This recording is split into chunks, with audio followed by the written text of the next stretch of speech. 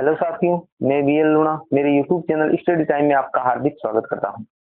हम हिंदी साहित्य का इतिहास और हिंदी व्याकरण के क्वेश्चनों का अध्ययन कर रहे हैं और इसी क्रम की ये हमारी 27 नंबर की क्लास है।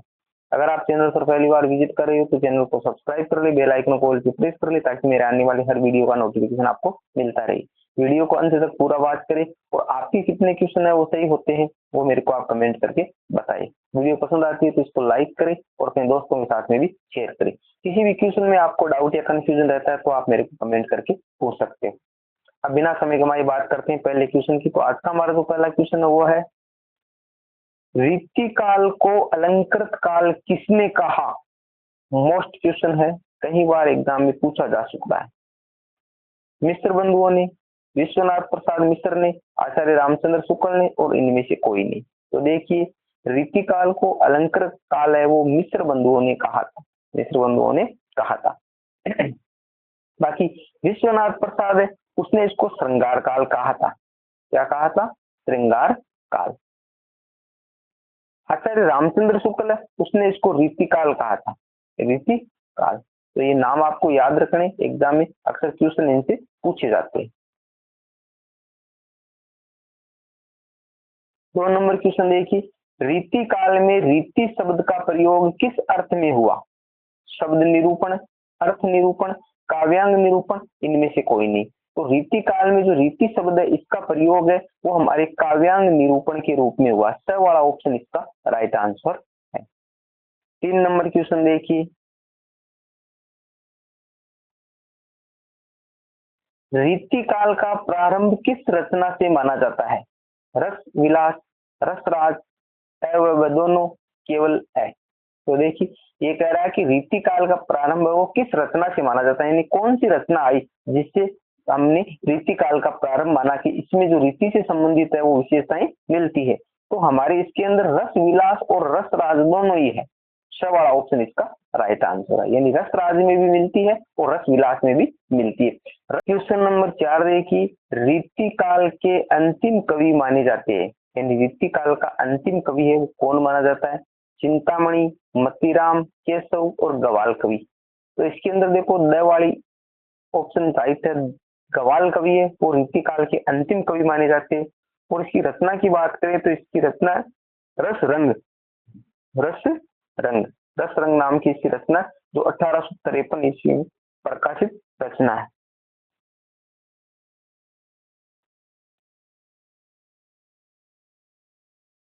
क्वेश्चन नंबर 5 देखिए, निम्न में से रीतिबद्ध कवि नहीं है, यानी जो रीतिबद्ध नहीं है वो बताना है। यानी रीति काल है, उस रीति काल में 3 तरह के कवि थे।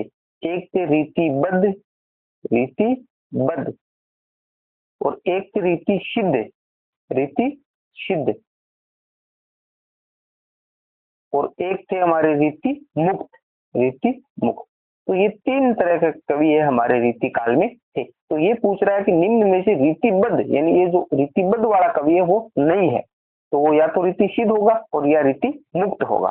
तो देखिए, केशव, सेनापति, चिंतामणि और बिहारी। तो देखिए इसके अंदर जो बिहारी है, बिहारी है वो क्या है? वो हमारे रीतिबद्ध कवि नहीं है, रीतिबद्ध कवि नहीं है। अब इनको याद कैसे करें भाई? रीतिबद्ध में कौन से आएंगे, रीति सिद्ध में कौन से आएंगे, रीति मुक्त में कौन से आएंगे? तो इनके लिए मैंने एक सूत्र बनाया है, मैंने एक सूत्र बनाया है। तो रीतिबद्ध कवि है उनके लिए सूत्र क्या बनाया, एक बार मैं यहाँ पर इसको इरेज करता हूँ और आपको बताता हूँ। सूत्र बनाया है, केशव,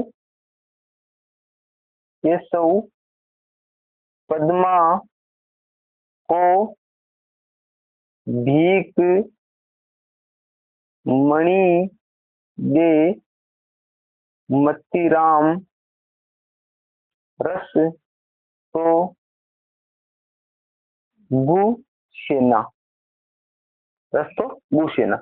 अब देखिए, केशवदास आ जाएंगे इसके अंदर, पद्माकर आ जाएंगे, भिकारीदास आ जाएंगे, चिंतामणि आ जाएंगे, देव आ जाएंगे, मतीराम आ जाएंगे, रसलीन आ जाएंगे, तोष आ जाएंगे, भूषण आ जाएंगे और सेना आ जाएंगे। ठीक है, तो ये जो सारे हैं वो कवि हमारे इसमें आएंगे रीतिबद्ध में। इतने सूत्र के अंदर हमने याद कर लिए ना, तो आप फिर जो अगर इनमें से 1-2 कवि छूट भी गए तो भी आप उसको अच्छे से कर पाओगे, आपको पता चल जाएगा कि ये किसमें आएगा। ठीक है, 6 नंबर क्वेश्चन देखिए, निम्न में से रीति सिद्ध कवि नहीं है। तो जिस प्रकार रीतिबद्ध थे उसी प्रकार रीति सिद्ध है, तो इनका भी मैंने सूत्र बनाया है। तो आगे देखते हैं अगले पैराग्राफ में। अ में नृपशंभु, ब वेनी परवीन, स द्विजदेव, द मतीराम। तो देखिए इसके अंदर हमारा द वाला ऑप्शन है मतीराम। मतीराम है वो रीति सिद्ध नहीं है। इसको सूत्र में मैंने किस प्रकार बनाया है, नृप की बेबी, नृप की बेबी को हट से रस पिलाया द्विज देव, द्विज देव। अब देखिए ये जो नृप शंभु है बिहारी है,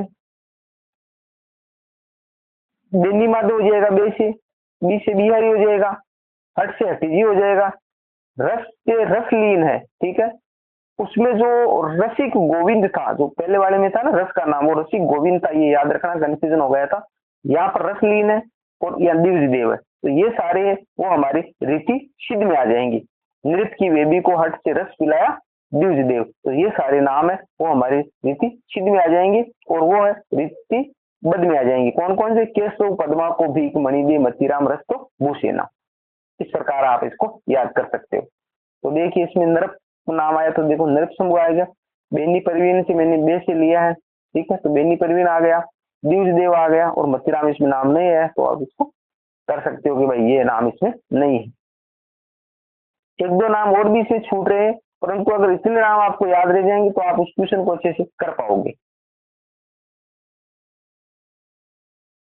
निम्न में से रीति मुक्त कवि है, यानी जैसे ये दो मैंने सूत्र बनाए हैं, इन सूत्रों के माध्यम से आज तक तो मेरे रीति सिद्ध और रीतिबद्ध से संबंधित कोई क्वेश्चन गलत नहीं हुआ है, क्योंकि आप पढ़कर जाते हो, ये सूत्र हमारे आपके सामने रहता है, तो आप उसको फिर अपने हिसाब से कर सकते हो तो इतने नाम इसमें आ गए तो फिर ये हो सकता है।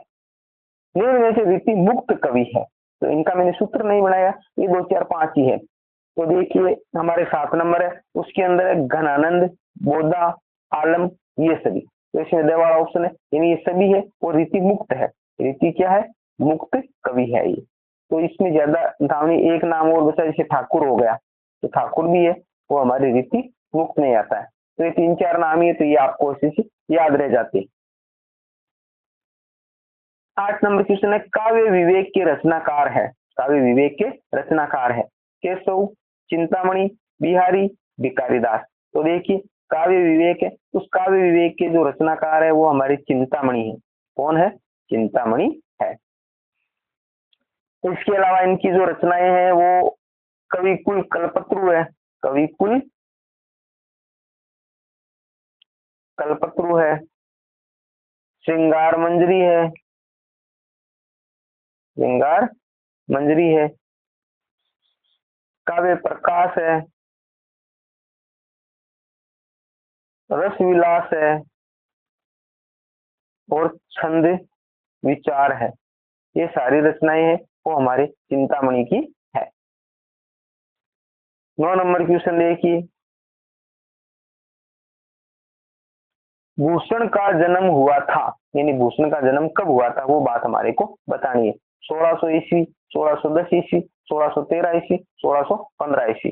तो देखिए भूषण का जन्म है वो 1613 ईस्वी में हुआ था, स वाला ऑप्शन है इसका राइट आंसर। मृत्यु की बात करें तो वो है 1715 ईस्वी। ठीक है, याद कैसे रखोगे, यानी भाई जन्म और मृत्यु है वो याद रखनी है, और इससे संबंधित भूषण से संबंधित जन्म मृत्यु से क्वेश्चन पूछे जाते। तो देखिए जन्म है 1613, तो आपको 16 याद है, अब 16 में 1 ऐड करोगे तो 17 हो जाएगा।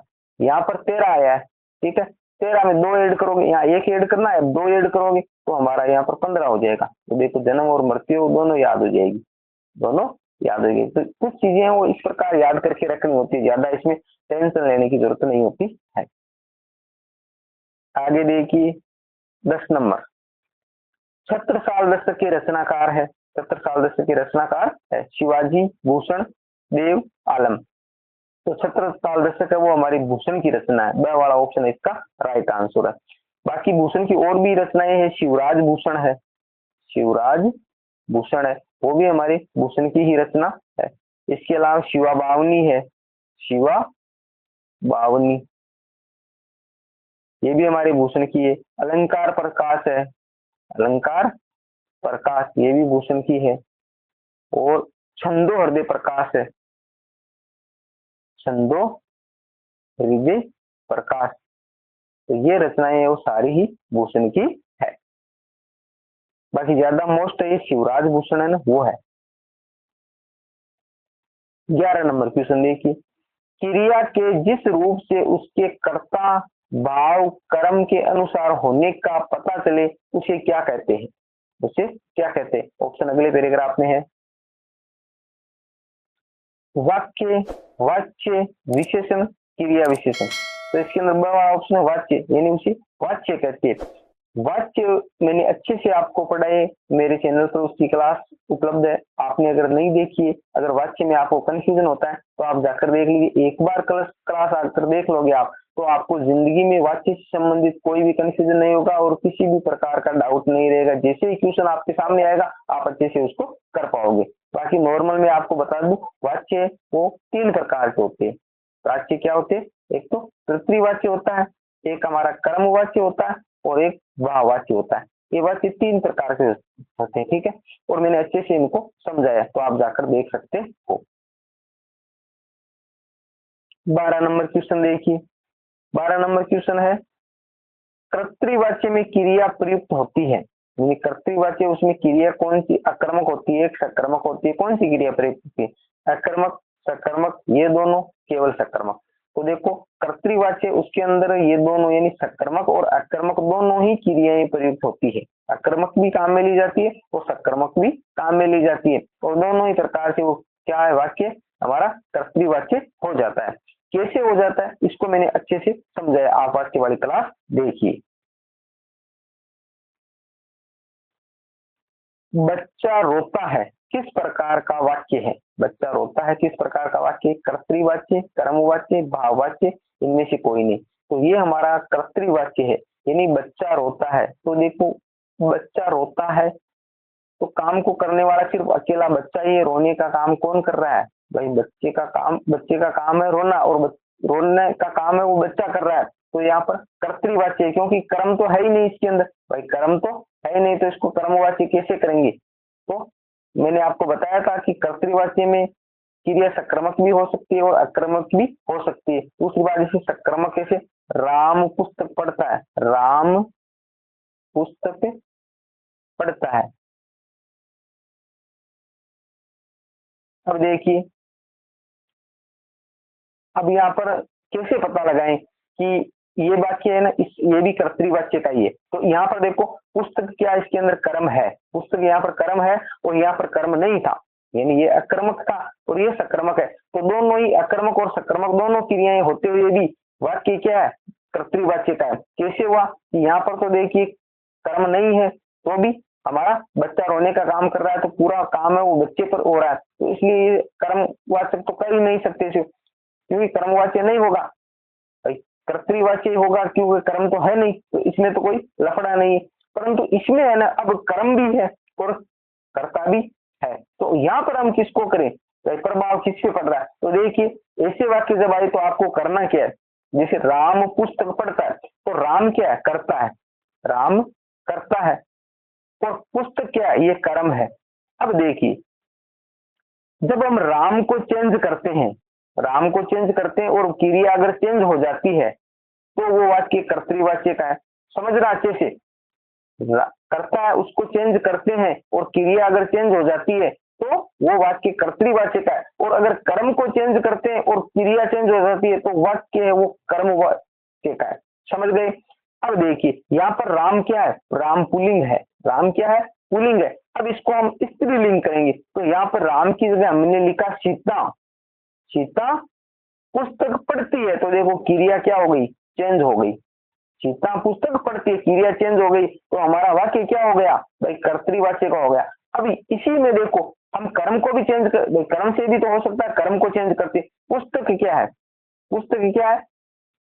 पुस्तक हमारी जैसे स्त्रीलिंग का भाव पैदा कर रही है, स्त्रीलिंग का भाव पैदा कर रही है। तो यहाँ पर हम लिखते हैं पत्थर, पुस्तक की जगह हम पत्थर लिखते हैं, राम पत्थर पढ़ता है। तो क्या पत्थर करने से या क्रिया चेंज हुई? नहीं हुई। तो इसलिए ये वाक्य कर्तृवाची का है। तो अकर्मक और सकर्मक दोनों क्रियाएं प्रयुक्त होती है हमारे कर्तृवाची में। तो समझ में आ गया अच्छे से? आगे देखिए, अगर फिर भी थोड़ा बहुत कोई कंफ्यूजन बचा है तो आप, मैंने जो वाक्य पढ़ा है वहां पर अच्छे से बताया है, तो आप जाकर एक बार क्लास देख लीजिए, आपके सारे डाउट है वो खत्म हो जाएंगे। अब थोड़ा इरेज करते हैं इसको।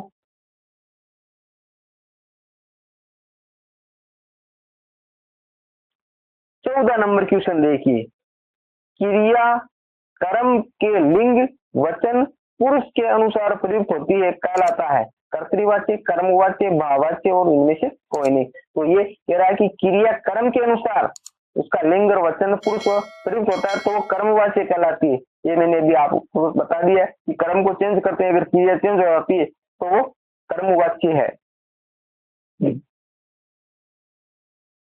क्वेश्चन नंबर 15 देखिए, जो इस क्लास का लास्ट क्वेश्चन है। निम्न में से असत्य है, यानी जो बात गलत है वो बतानी है। में भाववाच्य में क्रिया सामान्यतः अकर्मक होती है। वह भाववाच्य की क्रिया सदैव एक वचन, पुल्लिंग और अन्य पुरुष में होती है। में भाववाच्य में क्रिया न तो कर्ता से प्रभावित होती है और न ही कर्म से प्रभावित होती है। वह सभी सही है। तो कहने का मतलब ये पूछ रहा है निम्न में से असत्य, तो इनमें से कोई भी बात असत्य नहीं है, तो हमारा द वाला ऑप्शन है वो सही हो जाएगा, यानी सभी बात है वो सही है। यानी भाववाच्य में क्रिया सामान्यतः अकर्मक प्रयुक्त होती है। यानी सामान्यतः का मतलब कभी कभार सकर्मक भी प्रयुक्त होती है, बाकी ज्यादातर है वो अकर्मक ही होती है, कुछ कंडीशनों में हो जाती है। तो भाववाच्य में क्रिया सामान्यतः क्या होती है? अकर्मक ही होती है। आगे कह रहा है भाववाच्य की क्रिया सदैव एक वचन में होती है, पुल्लिंग होती है और अन्य पुरुष में होती है। ये बात याद रखनी है, वो सदैव क्या होगी? एक वचन होगी, पुल्लिंग होगी और अन्य पुरुष में होगी। भाववाच्य में क्रिया न तो कर्ता से प्रभावित होती है और न ही कर्म से प्रभावित होती है, यानी दोनों से ही प्रभावित नहीं होती है। तो उसको हम ऑटोमेटिक किसमें ले जाएंगे? भाववाच्य में ले। भाई हमने कर्म की पहचान कर ली, कर्ता की पहचान कर ली, तो कर्तृवाच्य हमारे सामने आ गया, कर्मवाच्य हमारे सामने आ गया, और उसमें दोनों से ही कोई प्रभावित नहीं हो रही है, कोई प्रभाव नहीं पड़ रहा है, तो वो भाववाच्य में चला जाएगा। तो वाक्य कौन से में जाएगा? भाववाच्य में चला जाएगा। इसको मैंने अच्छे से समझाया, तो वाक्य वाली क्लास आप जरूर देखिए, ठीक है। तो ये 15 क्वेश्चन थे जो उसकी हमने अच्छे से व्याख्या की, अच्छे से इनको देखा। उम्मीद करता हूँ ये क्लास आपको अच्छी लगी है तो इसको लाइक करें, अपने दोस्तों के साथ में शेयर करें, और यहाँ तक देखते हुए आ गए हो तो चैनल को सब्सक्राइब जरूर कर ले। मिलते हैं अगली वीडियो में, तब तक के लिए जय भीम जय भारत।